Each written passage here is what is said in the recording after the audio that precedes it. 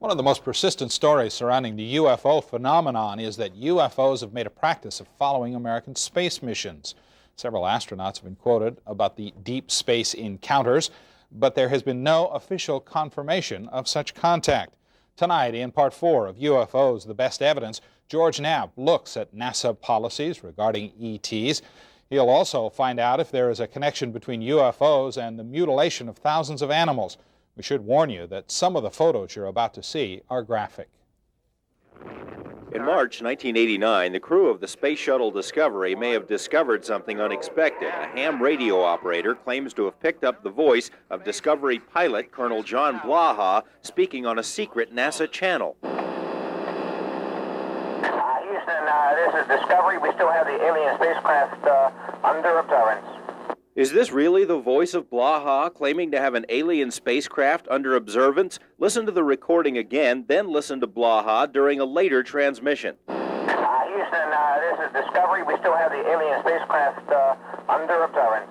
It's a shame we can't be here all the time with a permanent manned space station. We ought to get in that direction. NASA says it is not the voice of Blaha. However, UFOs have reportedly dogged the U.S. space program since the very beginning. UFO researchers claim that NASA's own logs show that virtually all of the early Gemini and Apollo missions encountered UFOs. NASA has explained most of these sightings as space debris or solar flares, but some of its own astronauts have disagreed. UFO sightings have been reported by James Lovell, James McDivitt, Wally Schirra, Deke Slayton, Gordon Cooper, and others. Cooper went so far as to write a letter in 1978 to a United Nations panel on UFOs, saying that he and others had seen UFOs, but that astronauts are very reluctant to discuss the topic. He also stated these are extraterrestrial vehicles visiting this planet from other planets. Cooper has since recanted his statements, but won't say why. Attempts were made to contact Cooper and the other astronauts, but no responses were received.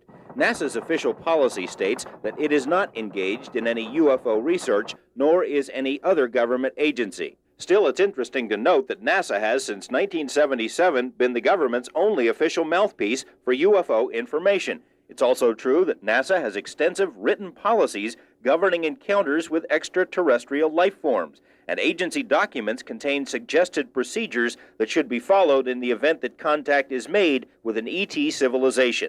UFO researchers believe these policies were created because the government knows a lot more about alien life forms than it's telling us.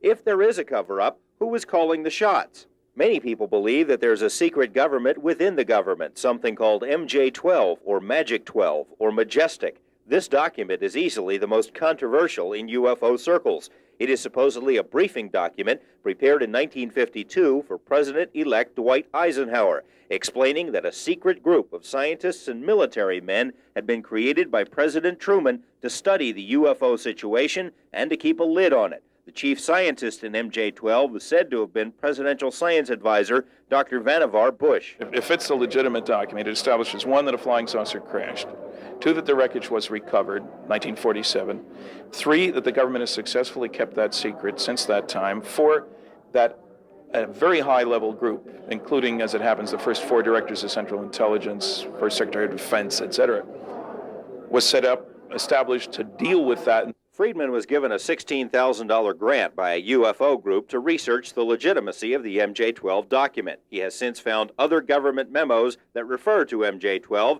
as well as additional supporting material. However, arguments about the legitimacy of the briefing document have raged in UFO circles for years. Arguments about such minutiae as typewriter brands, date placements, and phraseology. I've tried to deal with every argument, and there are dozens that have been made by the noisy negativists. All kinds of format and style, and they wouldn't have done this, that, or the other thing.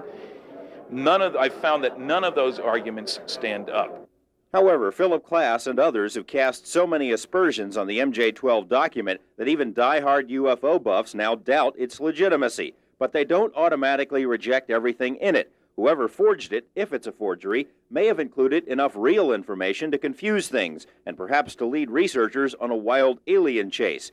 There is independent confirmation of some of the MJ-12 details from highly reliable sources. Wilbert Smith, a respected scientist for the Canadian government in the 1950s, wrote this top-secret memo to his superiors, describing his talks with American scientists. Said Smith, in the U.S., the matter is classified higher than the H-bomb. Flying saucers do exist, and they're being studied by a small group headed by Vannevar Bush. This memo was enough to convince the Canadian government to establish its own UFO study program just 2 weeks later. Another source of confirmation is Dr. Robert Sarbacher, president of the Washington Institute of Technology, a key member of the Manhattan Project, and a scientist of impeccable credentials. In this 1983 letter, Sarbacher admitted matter-of-factly that Vannevar Bush was involved with secret UFO research, that crashed disks and alien bodies had been recovered, and that UFOs were highly classified.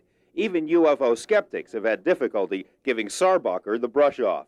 If there is or was an MJ-12, it may have had good reasons for keeping UFOs a secret. Perhaps most compelling is that humans can't presume to know why aliens are here, if they are here. The behavior ascribed to ETs by various witnesses is so foreign to us as to seem unfathomable. One of the weirdest activities attributed to aliens is the bizarre mutilation of animals. Scattered stories of carved-up livestock and strange lights in the sky date back to the 1890s in the U.S., but it wasn't until the early 1970s that a pattern began to emerge. A mutilation explosion rocked Midwestern, then Western states. Then, as now, the main targets were cows, although horses, deer, pigs, goats, and other animals have received similar treatment. Today, nearly 15,000 mutilation reports have been received. Most often, the phantom surgeons remove sex organs, udders, rectums, eyes, or ears. The carcasses are usually drained of blood, but blood is rarely found on the ground. There are occasional burn marks on or around the dead beasts, and the cutting is performed with scalpel-like precision. It's hard to visualize or even comprehend why someone would drive up and kill an animal and then take the male parts of them. I don't know. It's beyond me to understand it. Former State Senator Floyd Lamb has lost 2 prize bulls to the mystery mutilations. Like many ranchers, he's self-reliant and didn't bother to file police reports. His Lincoln County ranch sits adjacent to the Nevada test site, so he's seen his share of odd things over the years, but he hasn't got a clue about who is carving up cattle. I don't know I don't understand that. Some kook.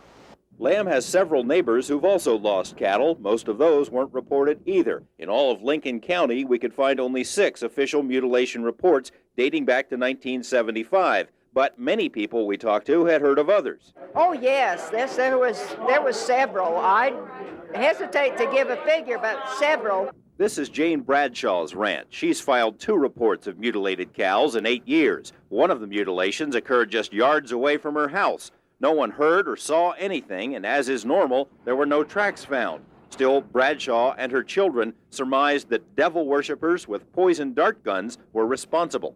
You don't just walk up to a big, healthy animal like this and tell it to lay down. You know, you've got to do something to it. And it wasn't shot. It wasn't stabbed. I mean, it wasn't killed in any way. So it'd have to have been some kind of a dart or sleeping thing to make it fall. Roving bands of shadowy Satan worshippers are frequently mentioned as possible culprits in the mutilations. Some researchers insist there just aren't enough devil worshippers out there, especially in rural areas, to commit such widespread mayhem. Former Lincoln County Sheriff Larry Wilkinson personally investigated 3 mutilation cases. He dismisses the notion of knife-wielding Beelzebubs because of the sophistication involved. The cuts that were made up the legs and the inside of the legs and up the belly. Looked like you could have taken a zipper and zipped the cow right back together again. They were 1/8 serrated cuts were made on the cow. We cut down into the animal and found out that the ball joint was gone, completely gone, off just that one shoulder, and just a perfectly flat cut inside. No bone chips, nothing that you would get from a meat saw where you're leaving pieces of bone particle or anything like that. It was cut, I don't know how.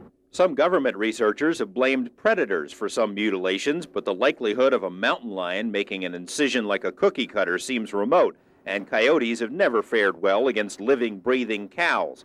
The Bradshaw family insists that neither predators nor any other animal was responsible because not even maggots would come near the carcasses. Several weeks later, I think the coyotes finally did touch the animal's head, try eating on its head, but they wouldn't touch the body, which is odd because they're scavengers and they'll eat anything.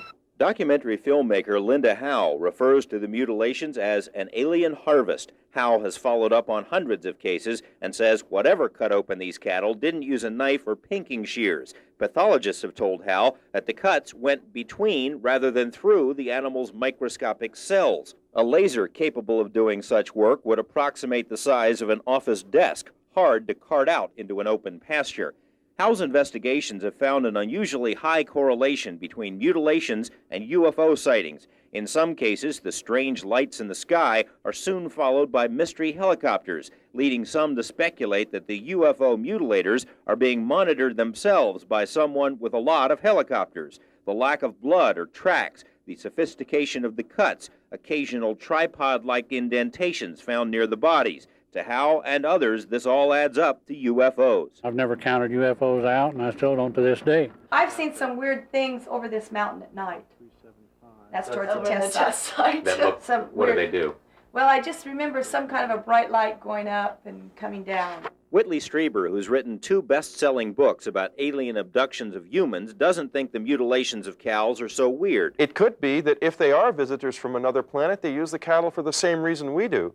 And it's true that the things that are done to the cattle are quite horrible, but if you think the visitors are the only ones doing horrible things to the cattle, I recommend that you visit a slaughterhouse. But is it food or some other use the UFOs have for cows? Scientists have only recently discovered a remarkable similarity between the chromosomes of cattle and of people.